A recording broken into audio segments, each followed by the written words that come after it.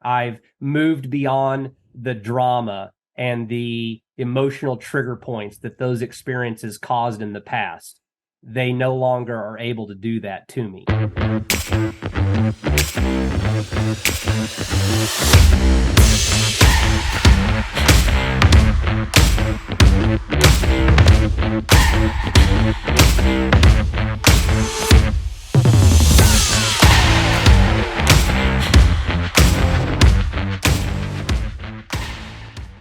How does somebody become aware of, okay, I'm aware of this is how I currently think without thinking there's something wrong with them?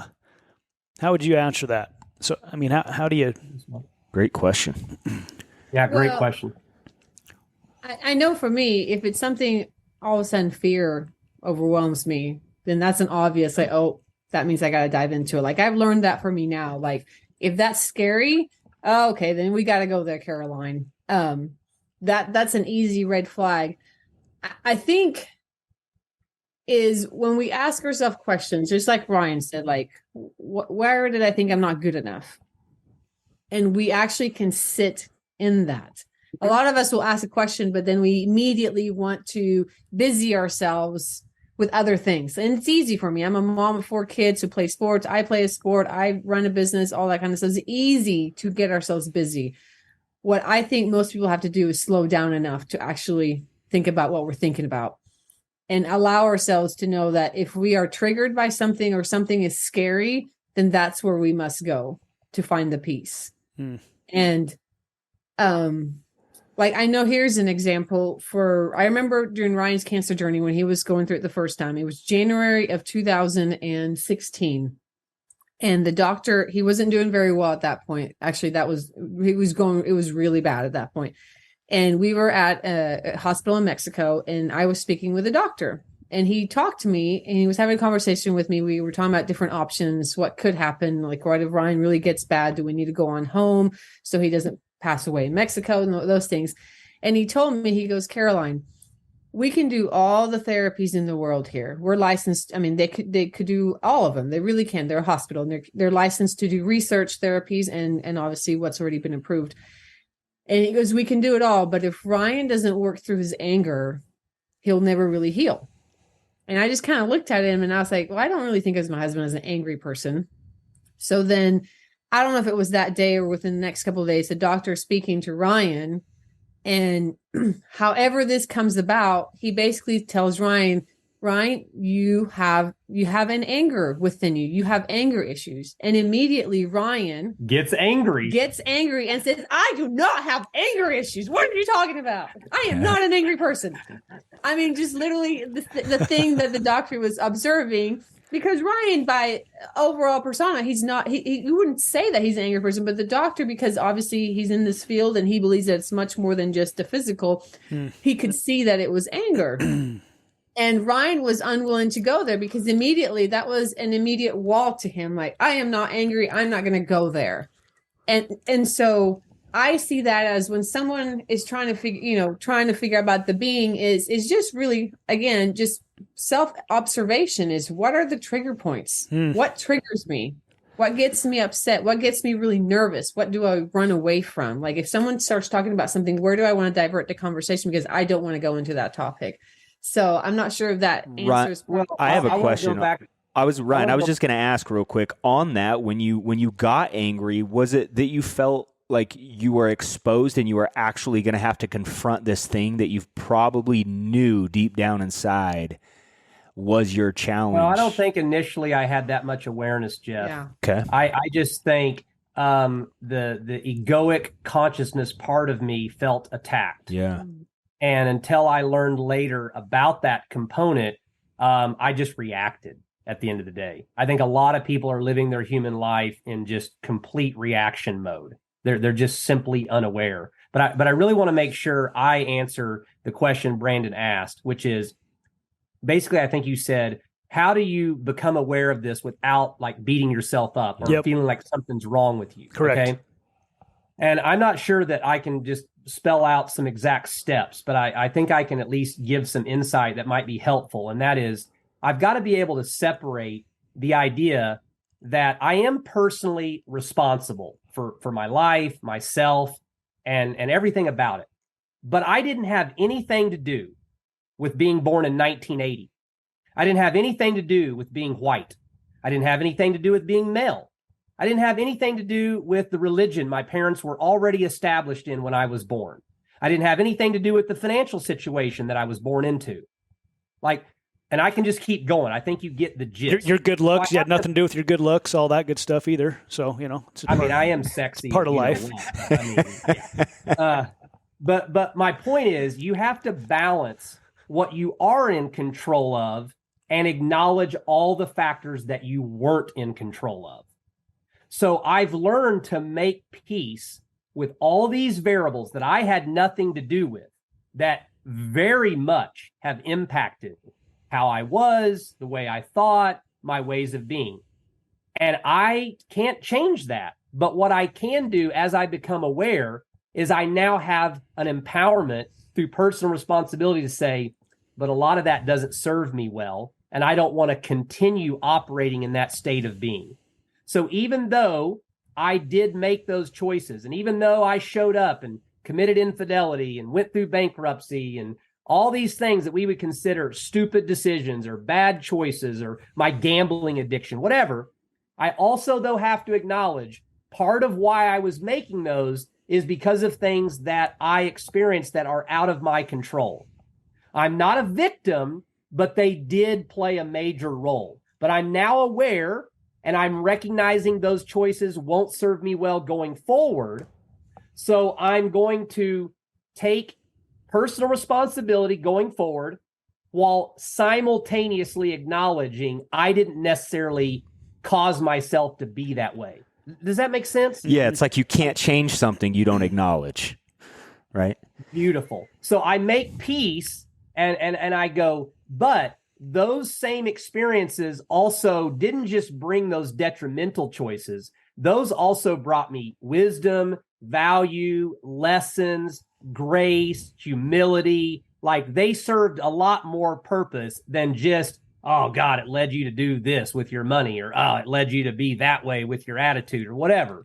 So it's about finding a perspective where you get to take things that were out of your control and you find them, you see them in a light that molds you, evolves you, grows you, and allows you to be this whole person. Not as if you've arrived, but I can never feel gratitude for having a great companion if I've never had the contrast of feeling what it's like to be alone. I can never experience tremendous thankfulness for my health unless I've experienced the contrast of being ill. I can never have incredible amounts of gratitude for the fact that we have plenty of money, resources. We are never in jeopardy of going without unless I've had the contrast of moments where I wasn't sure how we were going to make it to Friday. So I no longer hate those things. I'm actually grateful for the contrast, because otherwise I would probably be taking my amazing life for granted right now. And that wouldn't be healthy. The dichotomy of life. Yeah. Opposition in all things. Yep. That's big. It is. Realizing that we're living in that constantly. Yeah. Absolutely. Like the media, the advertisement, even our fellow friends without them realizing, is that we all think we can only live on one side of that at all times. And we're actually constantly living in both sides. It's how do we look at it? Right? I mean, I had a conversation with a lady on Monday, pickleball friend and like tournament partner. And there was a situation where she thought she would partner up with me, but then she decided she didn't want to, but she was afraid my feelings would be hurt and all this. And it kind of became a bigger deal than it needed to. So I spoke with her. I decided I need to just call her. I don't want her to think I'm upset. Like, it's really not that big of a deal, but I could tell she was really feeling the weight of it all. And so as I'm having this conversation with her, and I'm like, you know what? All things always work out. It wasn't meant to be. Like, it's really no big deal. And she just kept saying, like, how do you feel like this is like, it's not a big deal? And I was like, because it's not. And she's like, well, how is it? It seems so simple to you. And I said, well, you're not dying of cancer. My husband's not dying of cancer. I think it's just not that big of a deal. And she kind of laughed. And I said, you have to understand is that in life, when we're going throughout about a day, not everything's perfect, but it's just not that big of a deal. I was like, it's 5-7 years ago, I was told my husband was dying. That's a big deal. This is not a big deal. But what social media and people, businesses are always telling us is that everything's a big deal and that you can't be okay if everything's not okay. And so I think that's what I was able to explain to her is like, it's really not that big of a deal because I just choose it for it to just not be a big deal. And I just trust it's all going to work itself out anyway. And I'm not sure where I was going exactly with that. But. Well, no, I just think, again, the real gift you can give yourself is the gift of being willing to see everything from a new and fresh perspective. If you're open and willing to see anything that you consider frustrating, stressful, irritating, bad, negative, if you're open to a new way of seeing it, to where then those feelings can subside, it's available. But you have to be interested. You have to be open. You have to be willing. The miracle is not in your perfectness. The miracle is in your willingness. I love that. I love, Carolyn, how you said it's okay not to be okay. And I think that's so big. I think sometimes we think, oh man, things aren't perfect right now, and that's okay. That's okay to be that way, right? Yeah, I also think that as you go through these challenges in life, I mean, they're hard. I'm sure you guys can talk about them, and I'm sure they still bring up a very similar emotion. Just your response to that emotion is different. It's like I used to open up my meetings with these pictures, and it'd be the hidden picture. You know, you look at it, and first you'd see this old lady, but then you'd point out the young lady. And then after you see the young lady, you never can unsee it. It was always there. You just never saw it because you changed the way you were looking at it.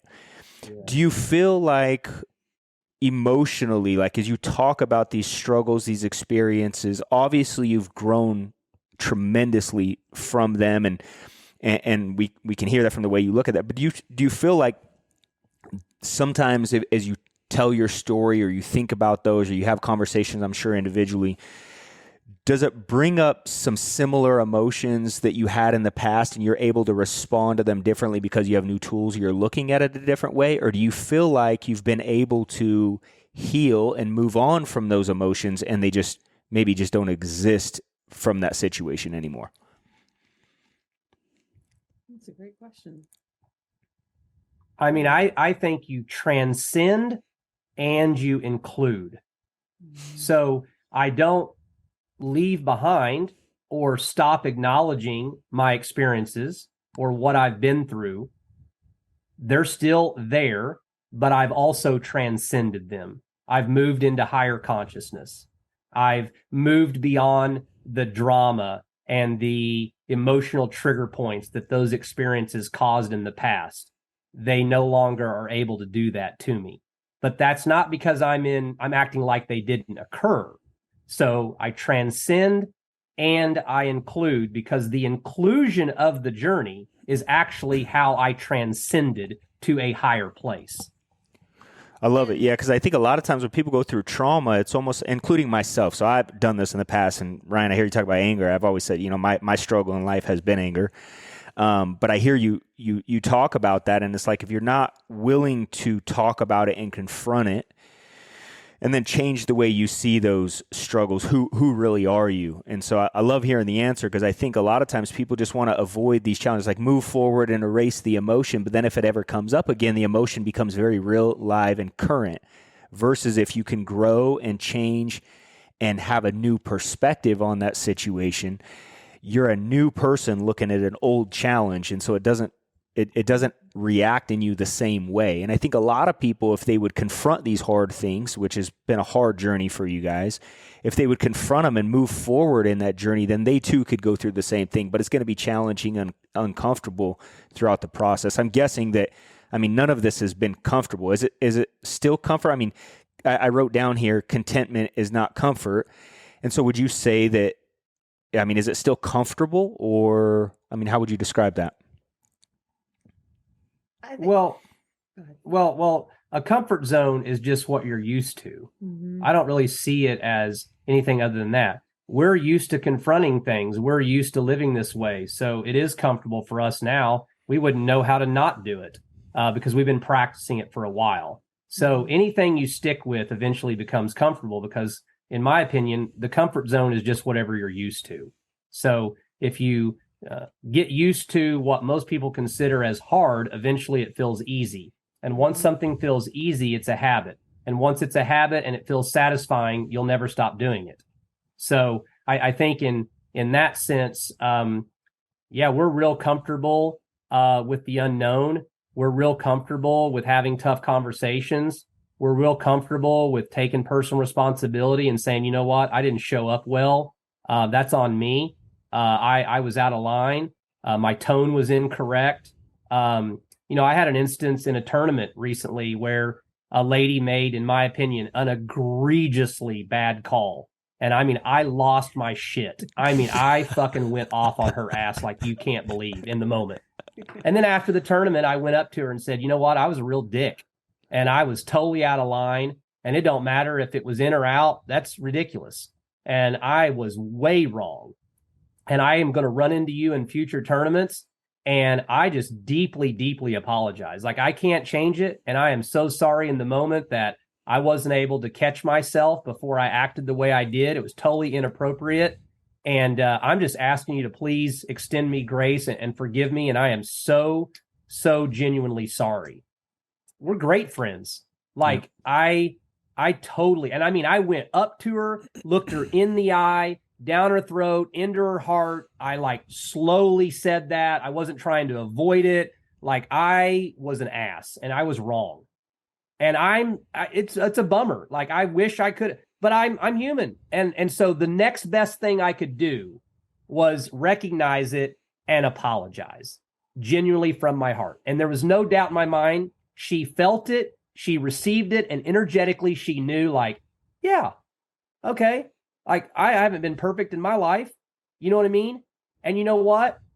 I don't think I'm going to have that instant ever happen again. In fact, now when someone calls it in or out, I just turn right around and I'm ready for the next point because I have to trust that people are doing the best they can. And I have no idea whether or not they would ever intentionally make a bad line call. So I just live with it. And if that is the difference in whether we win or lose, now I get a chance to have a greater perspective on winning and losing. Like, it's all me. I'm the one holding all the power. None of this stuff owns me. And I refuse to be owned by anything or anyone or any idea or concept or whatever I'm not in control of. Because what I can constantly do is grow. What I can constantly do is evolve. And the best part about Caroline and I, in my opinion, is don't go find somebody to grow old with. You know, you hear that all the time, like in marriage and all that. We're not interested in that. We were interested today in being with someone that we can grow with. Now, we got lucky early on. We could have been a statistic. We could have turned into a divorce. But today, we're not lucky. We're intentional. And if she wakes up one day and decides, I'm not really on this growth train anymore. I don't really like this Ryan dude. Like, and I'm not even joking. Like, she truly is free to change her mind. And she feels the same way about me. She would grieve. I would grieve. It would be terrible. But we tell our kids all the time, Mom and Dad are not interested in settling for anything less than the real thing. And if we don't have the real thing in the present moment, we need a checkup from the neck up. And we're going to get back to having the real thing, or we're going to have the guts to go, we want to go in another direction. We're not going to drag each other along, all in the name of making it look good to the outside world, or put a new badge on that's like, we've been together for 30 years. I mean, we have, but we're not interested in wearing that badge. We're interested in what do we have going on right now? Is there a fire? Is there a spark? Is it real? Is there intimacy? Have we had to work through difficulty together? Are we better today than we were before? That's what we're interested in. Awesome. Okay. Awesome. How have your life experiences helped you with raising your children? I know, your oldest, had some challenges this past year. And how has how did you handle that? How did you know how to handle that? We all have our kids. We want our kids we love them. We want them to do the right things. Sometimes they're not going to. They have their own agency. I'd just like to hear your thoughts on that. Well, I've came to the conclusion that I parent my kids, but I have absolutely no control in who they become and what they choose. Serious. So I've come to that. And even in my younger ones, like that, I had thought when I was younger that when you were a parent, like you could basically just, I didn't consciously believe this, but I realized I did believe this, that you can control your kids and basically push them in a direction that you want. And you could, by the way you're being, is you can kind of make them to what you think they should be. I definitely don't believe in that consciously or subconsciously anymore. So the way we parent is just, we know that we're doing our best, but what they become is what they become.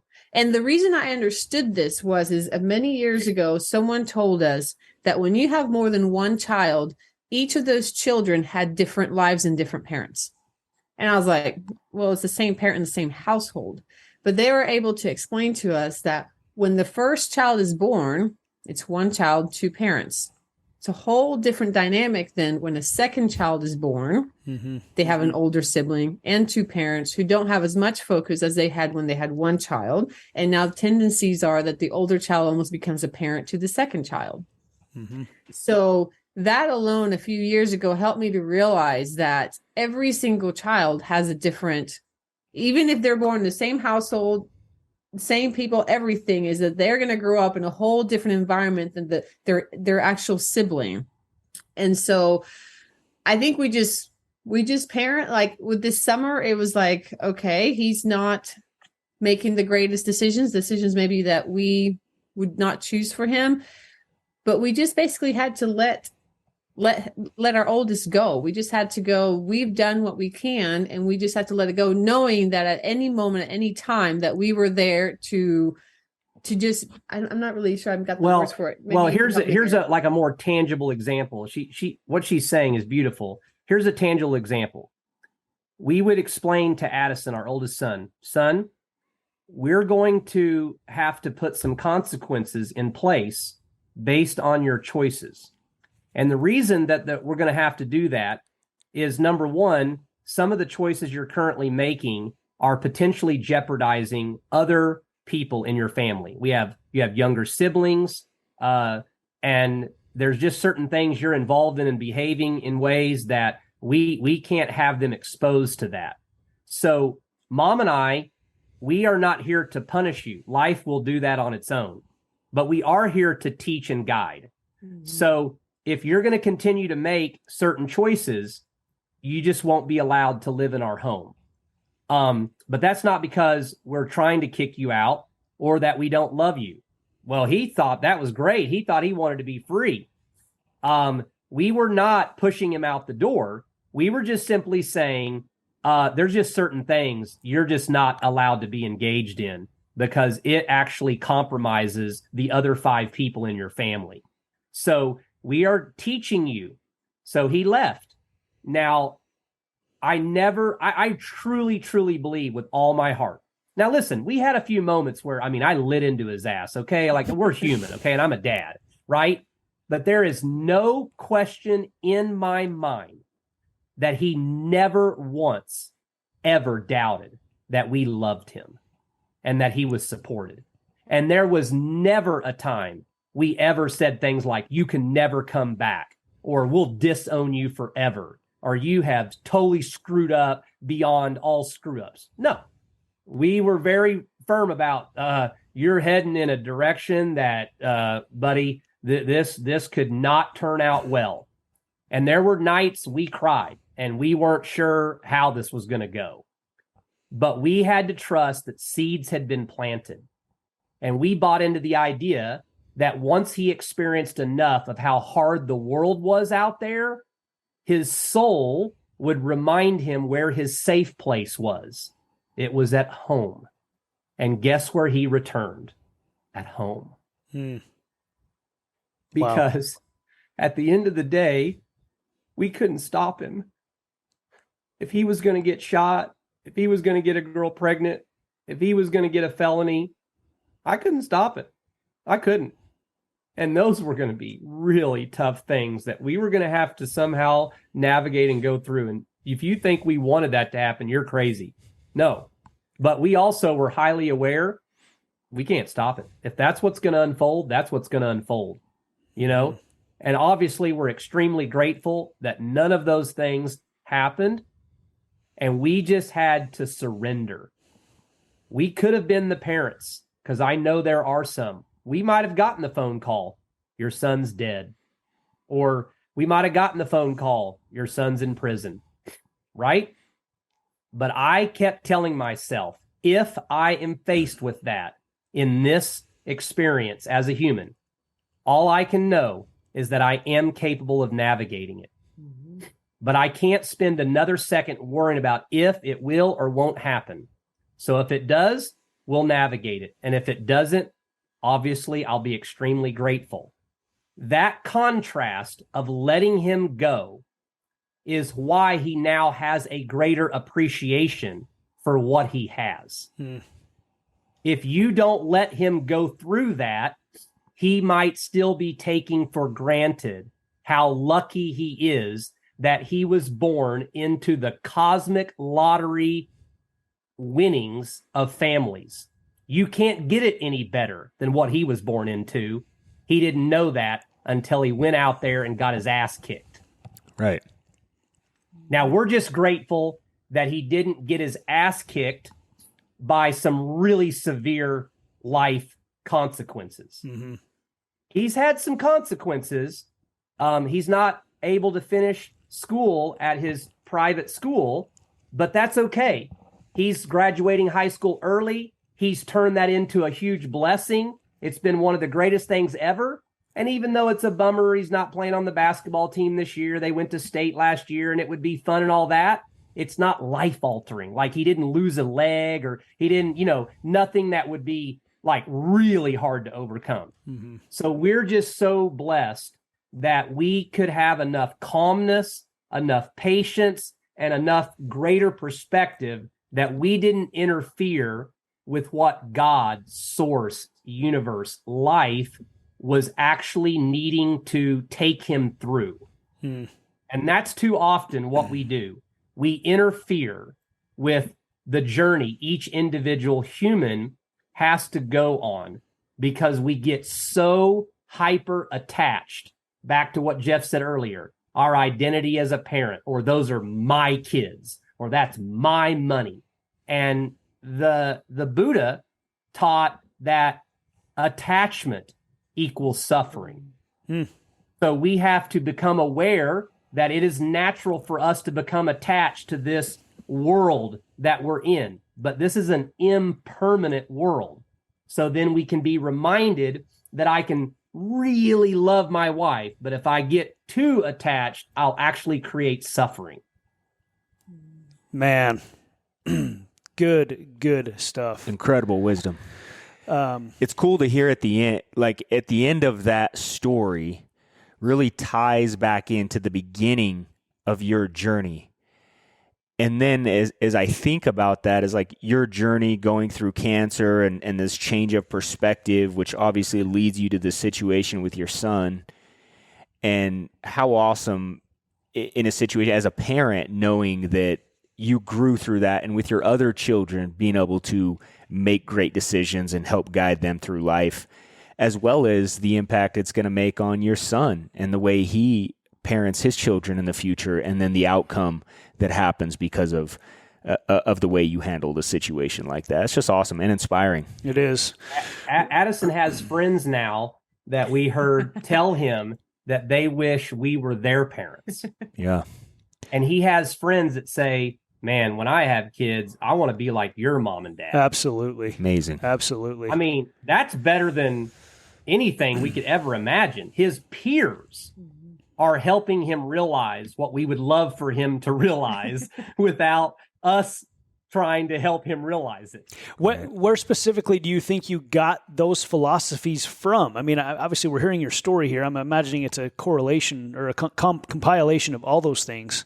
Is there anything specifically? I mean, I think the way you handled that was just incredible with him. And I mean, so I remember this because I remember this time. Ryan went to the hospital many times during cancer, but there was this one time where it was different, and we both knew it. And I think I want to say it was April of 2016. I know these dates, but anyway, I remember, things were not going well. He was hospitalized. He had a lot of fluid issues. His lungs were filling up with fluid. His abdomen was filling up with fluid. And that's usually signs of late stage cancer, like end of life signs. And we knew it. Everybody knew it. It was kind of like, what's going to happen? And Ryan and I, we sat and, we were talking about things. And I remember him asking me, he was like, what's your greatest fear? And I said, it's not you dying. It's not, can I parent the kids? It's, how do I move on? Because you're the only, you've always been my partner. You're the only one I've known since I was 14 years old. You know what I'm saying? Like in a relationship with like a male. Yes, in a deep relationship with a male, like he just said. I said, that's really my greatest fear. It's not even that can I parent these kids and can I move forward, And I remember coming out of it was very deep, tough conversations because we both knew this is not looking well, right? And I remember Ryan saying, whatever you have to go through, you can go through it. Like, I realized the reason a lot of us live in fear is because we don't know that we can handle what could come. And what Ryan was trying to tell me that day was like, you can handle whatever comes. Whatever it comes, you can handle it. And I think not only can you handle it, you'll eventually grieve me. You'll get over me. You'll find a wonderful man. You'll even be a better partner to him. You'll find even greater satisfaction. That won't be about you forgetting our time. That'll actually be honoring me. It's not even about, can I handle it? You're going to thrive in it. That's the truth about who we really are.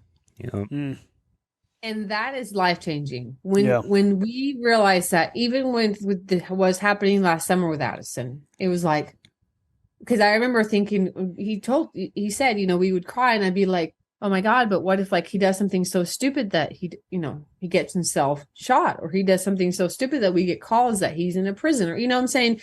And it was always that whatever it is, we can handle it. We can learn through it. We can thrive through it. We can make life better. And that's been a perspective that we've had hints on throughout our life, but we didn't quite grasp it or could actually verbalize it until the cancer journey. That's when it all became like alive. Like, I think cancer is a gift. It's like a PhD in life. It's the best thing that ever happened to us. Like, for real. Like, I am so thankful that was my journey and that was my path. I mean, I can't even tell you. Was it horrible? Would I want to go through it again? Was it the most pain I've ever been in? Was there days I didn't even know how I was going to make it? Absolutely. All of that's true. But I'm on the other side 5 years.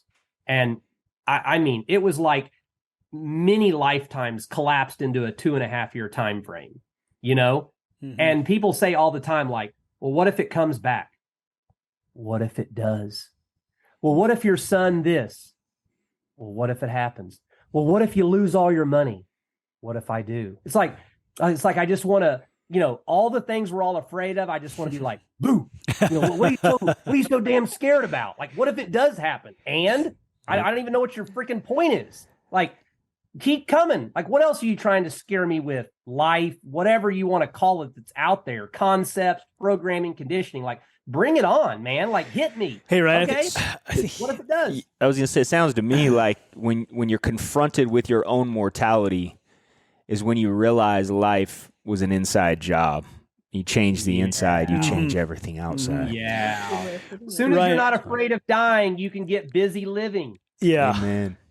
I wanted to, I don't know if switch gears is the right way to put it, but I would like to hear, you just said, what if I lose all my money? All this thinking that you have is so beneficial when it comes to success in business as well. I would like to hear for a minute your philosophies. I was able to be on a meeting with you the other night, and you shared some of your philosophies on that meeting. and I thought it was really good. Just your philosophies on business, how you decide to invest or not invest. You're looking for passive income, just those types of things.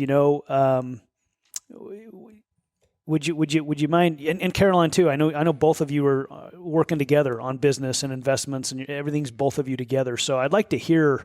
I think you have a very healthy perspective on that would help a lot of people. I'll tell you this. I'm guilty of tripping myself up and getting in my own way in business, especially. I know I do. I've got my limiting beliefs. I've got my fears. I've got my doubts, and I know I could be so much bigger and better if I can just master those things. So I'd like to hear what you've learned and what you're doing. So I can run to the bathroom. I need. Yeah, go ahead. You answer while I'm. Oh man, that was going to be more his. Hey, that's okay. He can fill in, but you'll probably get it all. Well, there's a few things first, and then I could move forward with it. So when I was younger, I was definitely a more fear driven. Like I realized is that I ran away from fear. That was one of my things. And so through all of our life experiences, my fear is that I couldn't handle things, those were so scary. Like, oh my gosh, if that would happen to me, I don't know how I could handle that. And so we have lost all our money because we went through bankruptcy through that period in the mid 2000s where Ryan just kind of self-deprecated and ran ourselves out of business. We've almost lost our marriage, right? So I think when we have these perspectives that we went from making several $100,000 a year to basically zero, to declaring bankruptcy, to being on food stamps, to living with my grandparents, you kind of realize like, oh, that's as bad as it can get in all essence. And so once you go through something, it's kind of easy to go, well, not that I want to be there again, but my life didn't end. Mm-hmm. I'm still here. I'm still able to do things. So I know it's given Ryan and I in a path for us to realize that we can take risk. Doesn't mean we take risk blindly, but like, what's the worst that could happen? We lose all our money. We have to rebuild again. Like, I mean, we're going to be here in this world for a long time. Like, is it really that scary? So I think that's number one, is realizing that the fear is in our heads. So when we look at business and we look at investments or business opportunities, is what's that fear? It's really all in our head. So once we get that out of the way, then we can actually then look at what's actually in front of us and look at it from the angle of what's the risk that I'm taking? How soon can I get an investment on my return on my investment? How soon can I get my entire investment back? What kind of shelf life does this business have? So once you take the fear away, then you can actually then focus on what it is you're looking at.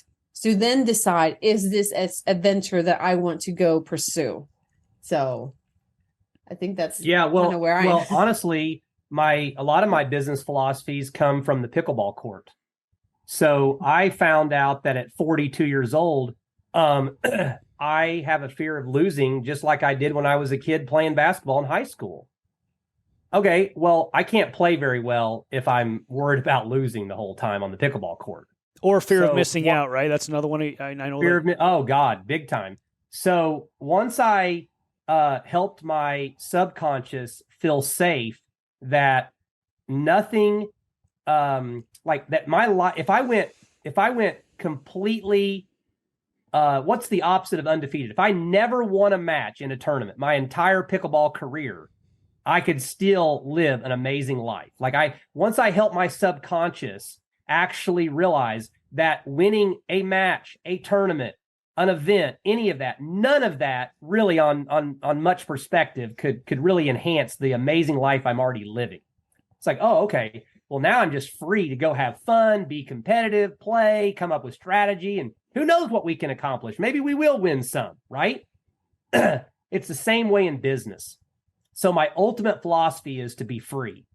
So once I can get my subconscious to believe that I'm always safe when it comes to being taken care of and my family being okay and all of that, once I can realize if none of my investments ever work out, if I never really am viewed as successful from my peers, if I never have the label of millionaire or multimillionaire, if I never have any certain number that I've decided my mind's going to validate me or whatever, once I just establish, like, if none of that ever happens, I'm still like freaking awesome. I'm having a great life. I've done all kinds of cool things.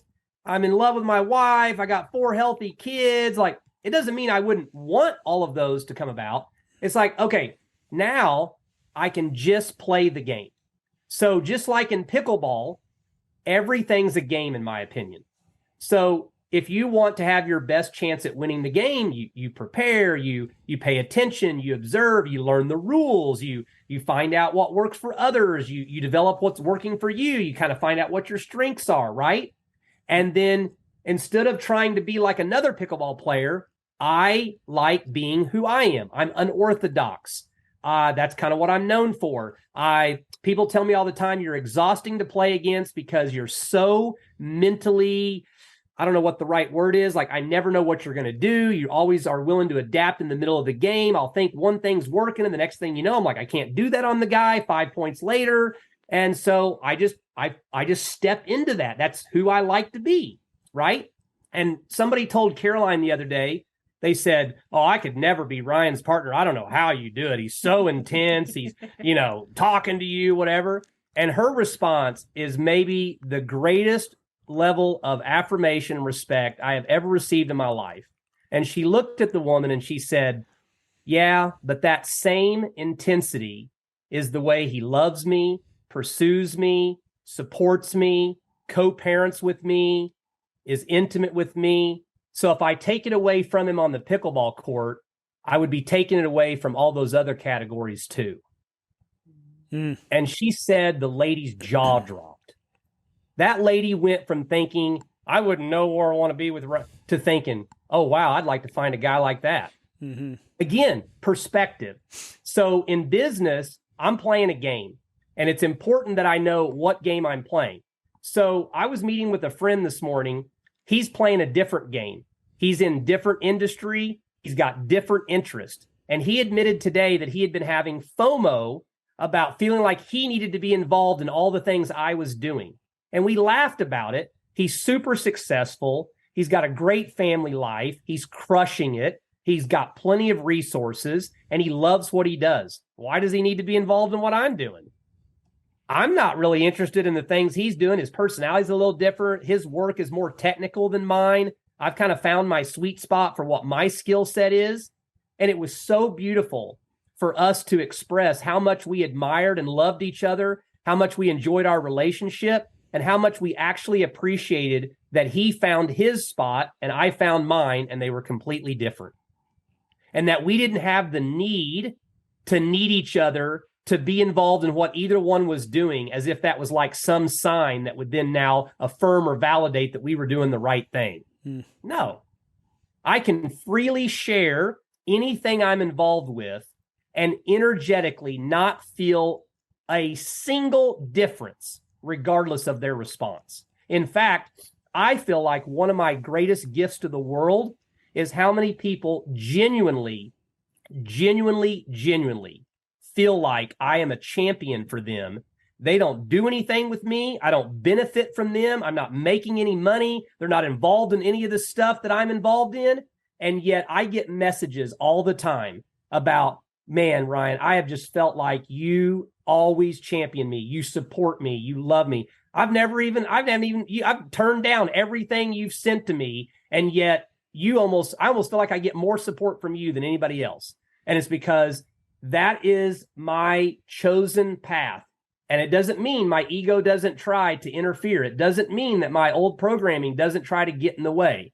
And I do have moments where I fall out of this higher level of consciousness. But overall, my business philosophy is, what's my sweet spot? Where's my skill set? What game am I playing? How do I play that to the best of my ability? And then I trust that others who have a similar skill set as me, a similar philosophy as me, and a similar interest in me will also align, and I'll partner with those people while champion everyone else for how they're doing it differently, because I live in abundance. Amazing. Very good. Very good. Man, we're going to have to do a two-parter. Because, this is already going to be a two-part. We're going to have you guys on again, though, because there's so much more I want to delve into, but for sake of time, we won't do it today. But I mean, I'm pretty much speechless, honestly. You guys did a phenomenal job today. I mean, so many awesome lessons, life lessons that are very applicable for anyone who's raising a family, trying to get by in life. And not too many people have gone through the cancer journey as you guys have, and overcome that. And just being totally transparent with your life, and your authenticity and sharing really personal things, we appreciate it. I again admire you guys both so much, and really respect who you are, who you've become, who you're becoming, and I learn more from you than you know. So we appreciate you very much. Amazing. Yeah, well, thank you, and I'll speak for me. I mean, obviously, I have the more, we it's not like you're talking to Caroline all the time and stuff necessarily. We haven't had as much opportunity as families or couples, but we've obviously had a ton of respect for both of you for many years, and I felt like I was on the verge of tears before we even got started today, man. I'm God, man. I'm just so lucky, man. I really am, and I'm the richest guy in the world because I've just been given this chance to see stuff in ways I hope other people are given that same opportunity, because if they could start to see things in more of a way that I'm able to more times than not, they'd probably be overwhelmed with emotion like I am, and to have Caroline by my side and so willing to go through all these tough things and have not given up, and for us to be here today, like I don't want to die. I don't want this thing to end, but if it happened to, like, I'm ready, in the sense of like I don't have anything to prove. There's nothing left other than I hope I get another 30, 40, 50 years. It's fun now. This is a really cool experience, and I will be overwhelmed with gratitude if I get that.